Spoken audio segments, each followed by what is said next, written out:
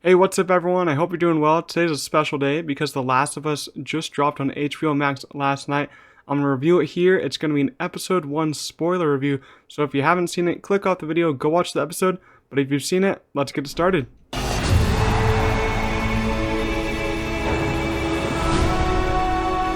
Alright, everyone, so I just finished the episode. I want to give you guys my thoughts. I'm going to be reading directly straight in front of me off my notes. So if I'm looking over there, I'm just reading off my notes.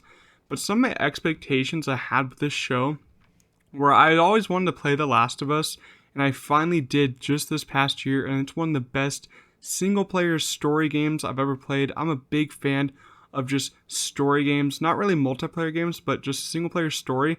And I think this story is excellent. And Joel and Ellie are some great characters, and they both go through some great development. I was very hesitant to see that they were making a show, though, finding out that it was being made by HBO Max and the creator of the game and the creator of Chernobyl, which is one of my favorite shows of all time. I was less worried because I knew HBO would hit it out of the park, and they did. I absolutely loved this first episode. I've been playing the first Last of Us just this past week over, and some of the things in this episode are so well realized from the show, it's insane. But I'm going to start getting into these notes. Something that I really loved from the episode was the opening sequence and how it really sets the stage for the horrible events that are to come. And it's great that they put this here to help newer viewers who haven't played the game and who are just going to walk into the show not knowing anything.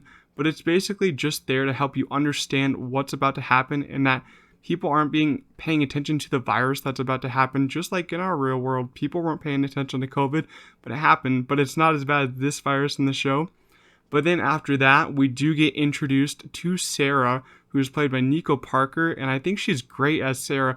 Even though in the show, I think they do portray her as a little bit older. I think in the game, she's about 12 or 11, but in the show, the actress looks about 13 or 14, but I really do enjoy Nico Parker in the show. And it was awesome to see everything unpack with the virus much slower, since we did have an hour and a half episode to spend with the characters. But we had about 20 minutes to spend with Sarah and Joel and Tommy before the virus even happened. And I thought it was cool to see more of her life, Sarah's life, before the outbreak, so I could connect with her. Because in the game, I was impacted a little bit by her death, but I didn't feel much. But here, we'll get into how I felt on her death. But I thought when we get to the old lady's house, after her going to school and fixing Joel's watch, the old lady slowly turning behind Sarah was genuinely so creepy. You saw the old lady's mouth open, and her turning from the virus was insanely creepy. I was absolutely creeped out. I thought there was going to be a jump scare, not going to lie, in that scene.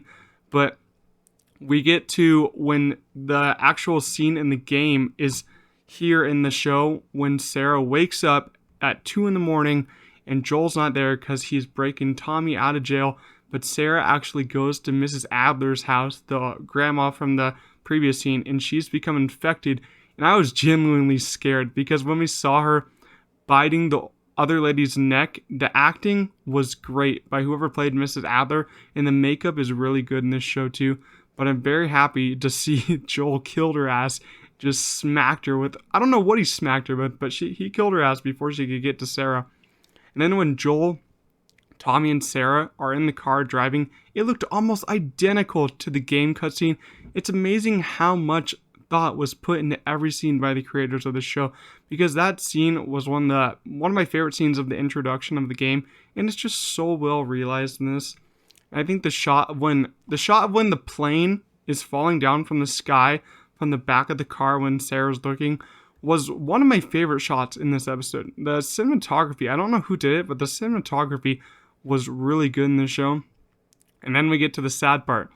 I'm not going to lie, Sarah's death in this show hit way harder for me than in the game. And it's probably because Pedro Pascal and Nico Parker's performances show that much more emotion.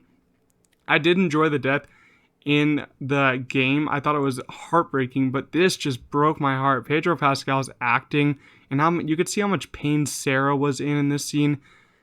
It was just insane. And then the cutoff to the 20 years later, oh man, that brought back memories of first playing the game. I thought once we got to the quarantine zones, I thought that they were really intense and the detail was really good. We got to spend much more time in the quarantine zone rather than just straight up leaving it in the game when we did with Tess. But we got to spend more time there, and the introduction scene to Ellie was hilarious. How she just started counting really fast, and then she started counting really slow, and she just starts cursing at everyone because that's basically her character in the game. But Bella Ramsey definitely is an amazing choice to play Ellie. I don't care what anyone says. It doesn't matter how she looks. She looks great as Ellie. She acts exactly like Ellie. I love her in the show already. And I loved the confrontation between Joel, Tessa, and Marlene and Ellie. I thought that was just great. And what I thought was great about it was the dialogue and the camera blocking, how we went from how Ellie is just staring at Joel and Joel staring at Ellie because Ellie wants her knife back. I really like that confrontation between the two of them. It kind of sets up like a rivalry between them, which is kind of like in the game, but we know that they become much nicer with each other and love each other towards the end.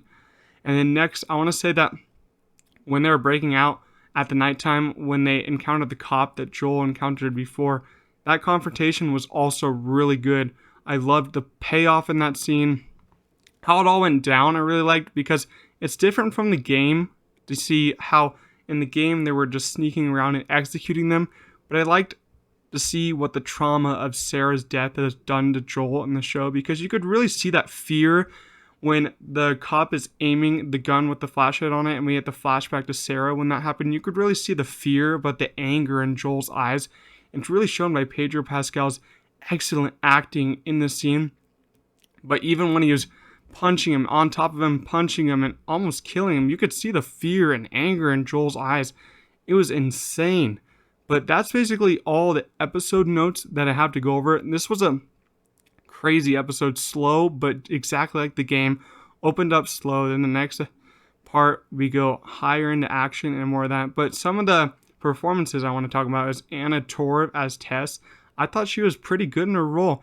Even though it's just the first episode, you could really see the resemblance from the game character of Tess and her Tess.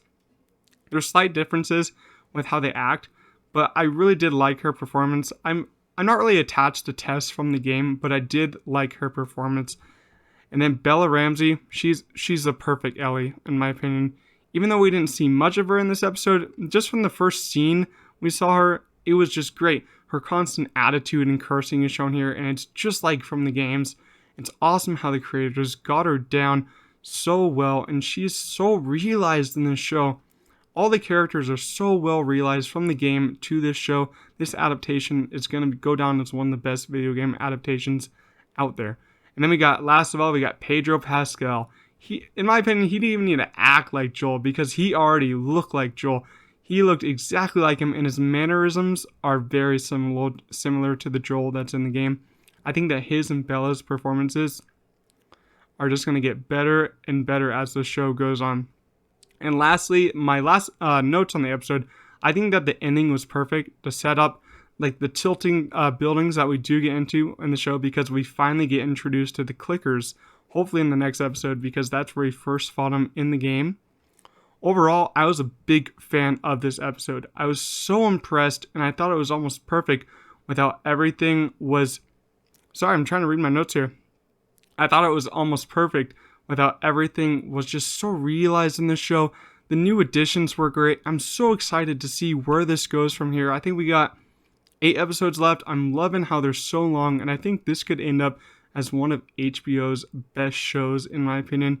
I overall love the episode. Leave your comments down below what you thought of the episode and what you hope to come. And I'll see you guys in the next spoiler discussion, which should be up next Monday, because this one should be going up in the Monday after the first episode. So I'll see you guys there.